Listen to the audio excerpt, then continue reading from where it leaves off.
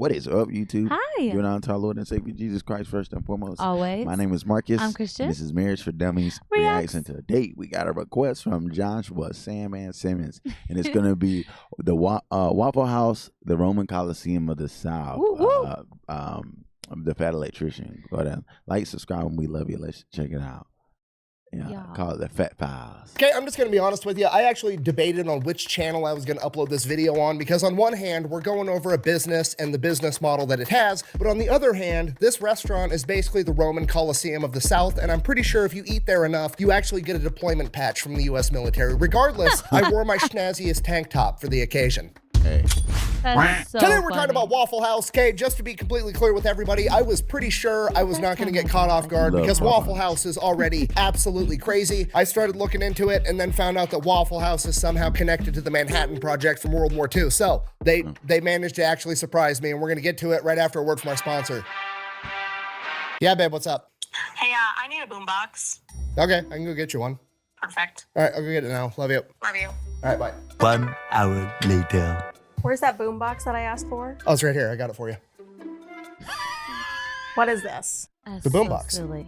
No, I wanted something to play music with. Oh, that kind of boombox. Yeah, I got this instead. Okay, we'll go to the store and get me a boombox so I can listen to music. Can I keep this one still? I don't care.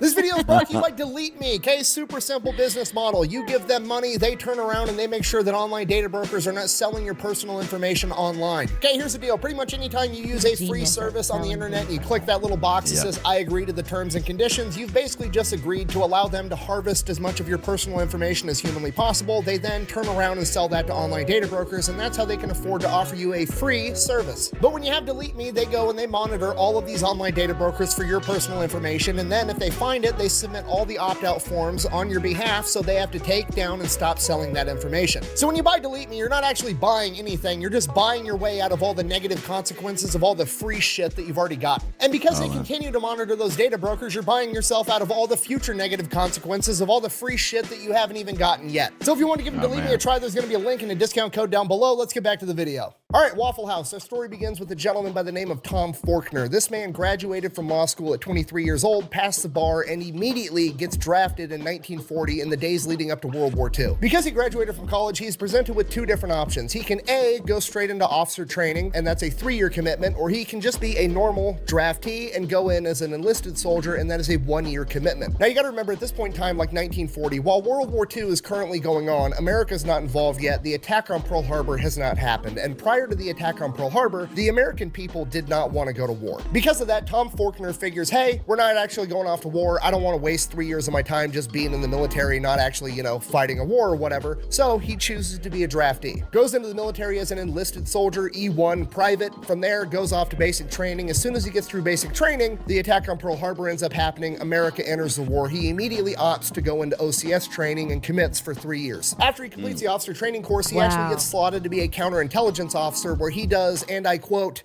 a lot of top secret stuff. You see, my identity must remain mysterious and my mission secret. I cannot reveal it to you. You can actually tell in the interviews that he gave later on in his life, like in his 70s, 80s, and 90s, that he's still not sure what he is and what he isn't allowed to talk about. But he did end up telling us that basically it was his job to try to sneak onto military bases, not as military personnel. So he would basically disguise himself as like a painter or a carpenter or whatever and try to infiltrate a U.S. military base to expose weaknesses within the system to help counteract enemy spies. So he does that for a couple of years, and then one day he ends up getting orders like, hey, you're going to Knoxville, Tennessee. And he's like, okay, for what? And they're like, don't fucking worry about it, just show up. So he shows up in Tennessee and he's given his orders, and those orders, I'm paraphrasing here, but they're essentially, hey, here's your partner. You two are gonna hop in that truck and you are gonna drive it from Knoxville, Tennessee to Los Alamos, New Mexico. You guys are gonna dress in plain clothes. You're not gonna look at what's inside the truck. You're not gonna talk about what's inside the truck. You're gonna take this map and take that exact route. This route avoids every major city and every major highway. You are gonna drive straight there, 53 hours straight, taking turns sleeping in the passenger seat and not stopping for any reason whatsoever. And he does this for the next year and a half, pretty much non-stop. And then like 20, 30 years after the fact, he finds out that he was actually hauling the majority of the enriched uranium for all of the nuclear testing and the building of nuclear weapons. Which, as we all know, brings about the end of World War II, at which point he gets out of the military, moves back home to Atlanta, Georgia, starts helping helping his dad out with his real estate agency. Now, he does that for about 10 years, and during this time, he ends up selling the house right next door to his to another guy by the name of Joe Rogers, and they pretty much become best friends. Joe Rogers was also an Army veteran. He was actually a pilot that flew B-24s in World War II. When Joe got back home after the war, he did not want to go off to college, so he actually just took the first job that he was offered, being a short order cook at a now defunct restaurant chain known as Toddle House. He worked his way up, becoming a restaurant manager, then eventually becoming a regional manager. And then one day, his neighbor and best friend, Tom Faulkner, real estate agent, always looking for the next investment, comes to him and is like, hey, I'm thinking about opening up my own restaurant. I can get the real estate deal going on that side. I just wanted to know, like, if I opened up and bought a franchise of Toddle House, would you be willing to run it for me? Now, at this point, it's like 1954, 1955. Joe Rogers has a ton of experience inside the restaurant industry, and he basically tells his best friend, like, hey, don't open a Toddle House. You should start your own thing. Toddle House's business model isn't that great. If you start your own restaurant, I will help you run it. He then goes off on vacation with his family, and by the time he comes back, Tom Faulkner has already bought the real estate and comes to Rogers and is like, cool, what's the business we're starting? Where's Pancake's house? What? We stop at Pancake's house. And within the span of like 6 months, the very first of what is now the legendary restaurant chain of Waffle House opens. And Waffle House is legendary, probably for all the wrong reasons. I mean, even if you've never been to a Waffle House, you've heard about Waffle House because, well, I mean, Kid Rock got in a fight there. You've got Haley Booth, the viral Waffle House cook known as the last chairbender. Oh, man. There's entire subreddits and YouTube channels almost exclusively dedicated to all the fights that break out at Waffle House. I remember the first time I went to a Waffle House, I stretched first, I grabbed a GoPro, I was ready to yell World Star, Nothing exciting happened. I just had delicious breakfast at like 3 o'clock in the morning, which is probably 99% of people's experiences because despite all of the negative PR, Waffle House makes a ton of money and has an incredible business model. Okay, Waffle House had about $1.4 billion in revenue last year, which is about $650,000 per location. And when you take into consideration that each Waffle House is absolutely tiny, that's really impressive. Out of their 2,100 tiny Waffle House locations, their yearly stats are 58 million cups of coffee, 124 million waffles, 153 million servings of hash browns, 272 million eggs, which is about 2% of all the eggs consumed in the United States of America, and 85 million strips of bacon. Yes, I did the math. That is about 8,000 miles worth of bacon. I worry what you just heard was, give me a lot of bacon and eggs. What I said was, give me all the bacon and eggs you have. So Waffle House is obviously doing something right. What exactly are they doing? Well, it all comes down to their business model and their branding. Now, with the Waffle House branding, all the negative PR about fights always breaking out at Waffle House, in a way, has actually helped them out a ton because Waffle House, by and large, is pretty much a regional chain. It's primarily down in the South, yet Waffle House has become a household name pretty much everywhere in America. You could have never even seen a Waffle House, and you already know Waffle House is open 365 days a year, 24 hours a day, and they serve breakfast. Why do you know they serve breakfast? Because their name is fucking Waffle House. I mean, look at this sign. You're driving down the road, you see that, you know everything you need to know. Real. They sell breakfast. The end. Do that with another breakfast place. If you're not from there and you don't know what a Denny's or a Perkins or an IHOP is, you have no idea. It's just a restaurant. Maybe Waffle House, they're selling waffles, which means there's like a 99% chance they sell other breakfast food. Fucking sold. I'm in. So already, the branding is absolutely incredible, but here's the true genius of it. Why did they call it Waffle House? Why didn't they call it Breakfast House or Bacon House or Hash Brown House? It's because waffles had the highest profit margin. I cannot stress to you enough how absolutely genius that is, right? Because you don't need to sell breakfast, all right? Everybody's already in on breakfast, okay? I could be blackout drunk at 4 in the morning, and you could ask me, hey, do you want breakfast? I'm coming up like the Undertaker every single time. And then you go, the only thing open right now is Waffle House, okay? I was already sold on breakfast from the get-go, but because Waffle House is where we're going, guess what I'm getting? A motherfucking waffle, and they're making more money. It makes sense that Tom Faulkner was a counterintelligence officer because the man literally said 2 words and has already subconsciously tricked you into ordering the most expensive thing on the menu that makes him the most money. So the branding of Waffle House is both simple and brilliant, and the rest of the business model matches that to a T. Okay, all Waffle Houses are like virtually identical. vertical. They're very small. They only seat like 30 people, and you can actually see the cook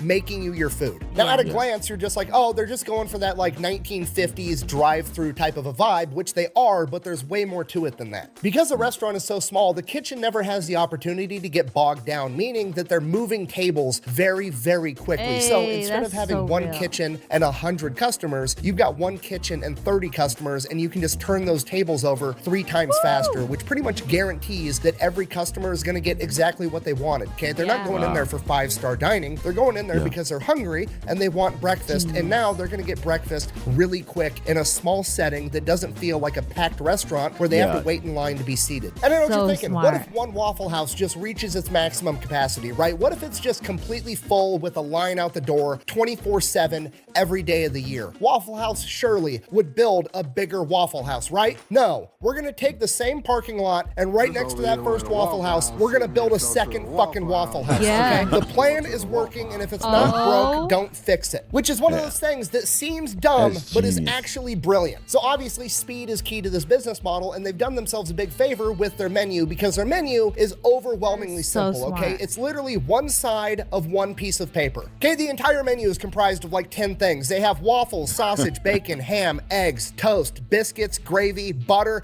and syrup. Guess how many flavors of syrup they have? 1. It's fucking syrup flavored syrup. The entire menu is simple, exactly how it's supposed to be. Oh, sorry, they have hash browns too. Sorry, 11 things, not 10. Anyways, moving on. Another reason they do so good is they actually might be the best fast food chain when it comes to taking care of their employees. They pay them higher than average. They have super flexible schedules, and they're one of, if not the only fast food chain that actually offers all their employees health care and dental insurance. What? Okay, and I know what you're thinking. You're like, okay, but really, how good are they actually treating the Waffle House employees? I got the one stat that's everything you need to know, okay? Waffle House treats their employees so well that employees are willing to commute into a natural disaster to work at a different Waffle House when the occasion arises. Yeah, Waffle House is open 24 hours a day, 365 days a year, and they fucking mean it, okay? Whenever there's like a hurricane coming or some type of impending natural disaster, Waffle House organizes what they call a jump team, a bunch of Waffle House employees from a different region that's going to be unaffected because they know that their local employees are going to be busy taking care of their own family and their own houses during a hurricane. So they bring in teams from outside the region to work inside of a natural fucking disaster, and they're willing to do it. I never said thank you.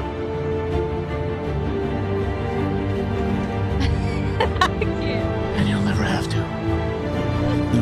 Okay, McDonald's can barely get their employees to show up on a good day, and Waffle House has employees volunteering to commute into a fucking hurricane to make That's breakfast. so And this is the most impressive crazy. part of the business because Waffle House has the best logistics and preparedness of any company I've ever seen ever. The only entity that beats them in logistical capacity is the United States military. Waffle House is literally ready for absolutely anything. Every single Waffle House has the playbook inside of it that details exactly how the staff is supposed to handle literally any type of emergency or situation that could possibly arise. And if for some reason the situation comes across that isn't in that playbook, after it happens, they immediately add it to the playbook. It covers tornadoes, hurricanes, floods, a hole in the roof from a branch falling, a car driving into the restaurant. You can drive a car into Waffle House and they're still planning on staying open. The playbook even has detailed plans for every type of disaster for what the local employees, while they're not working, should go home and do to make sure that their house and their family are safe as well. Every single Waffle House has a backup generator. The stovetop, it runs on propane, and they have a bunch of extra propane tanks on hand. Flashlights, candles, batteries, backup water. They have a special menu of what they're able to serve when the water is out and they're running on reserve water. When a Waffle House location is going to be in a disaster area, that Waffle House stocks up on extra food, and then all of the neighboring locations in the unaffected area also stock up and stage food there to get them more food when they need it. If Waffle House is a standing structure, those motherfuckers are serving breakfast come hell or high water.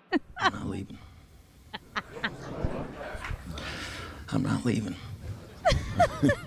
I'm not fucking leaving! Waffle House is so good at this that FEMA uses them to gauge how bad natural disasters really are. Yes, FEMA, the Federal Emergency Management Agency, literally uses the Waffle House Index to gauge how bad a disaster is. Okay, green, Waffle House is running as normal. Yellow, Waffle House is using the backup generator or having to use an altered menu. Red, Waffle House is closed. People are probably already fucking dead by that point. Waffle House is literally the Terminator of the fast food industry, okay? The fact that the federal government, probably the most powerful entity on the planet, maybe ever, looks at a chain of restaurants and is like, man, if Waffle House is closed, we need to mobilize the National Guard is fucking crazy. Now, maybe you guys are thinking the same thing I was at this point in my research, and I'm like, man, I need to invest in this company. I need to see if I can open up my own Waffle House franchise. This company's awesome. And this is where the bad news comes in. I mean, technically you can franchise a Waffle House, but most of us probably can't. The company is privately owned. It's not on the stock market. It's still owned by the families of the original two founders. And while they do allow franchises, they are super picky about who they let buy in to have a franchise, and they make it very, very expensive to buy in to make sure this is actually what you want. And while that is unfortunate, I think it's actually kind of awesome. It's a company that actually has morals and cares about their image more than they care about next quarter's profits, okay? It's a company that has committed themselves to making breakfast under any circumstances, and they're gonna see that through till the very end, even though they could probably make way more money by just selling franchises and letting whoever the fuck throw up a Waffle House. And now for the fairy tale ending, Joe and Tom worked together as best friends for 62 years to build Waffle House into what it is today. They both passed away at the ages of 97 and 98, and now Waffle House and their legacy lives on as that company is still being operated by their kids, and that is the American dream. So get together with one of your best friends, pick a goal, even if it's something as simple as serving breakfast to people, and never let anything get in between you and achieving your goal, even hurricanes and floods and natural disasters, apparently. Work with your best buddy for 62 years straight, and then die together and hand it off to your kids. In conclusion, Waffle House is the most American company ever, and that's why I love it. Thank you for watching. Dad, Best way to I know support my the channel is go buy dad some loves merch this one. over at thefatelectrician.com. That's our spot. We love to eat out. there. Wow.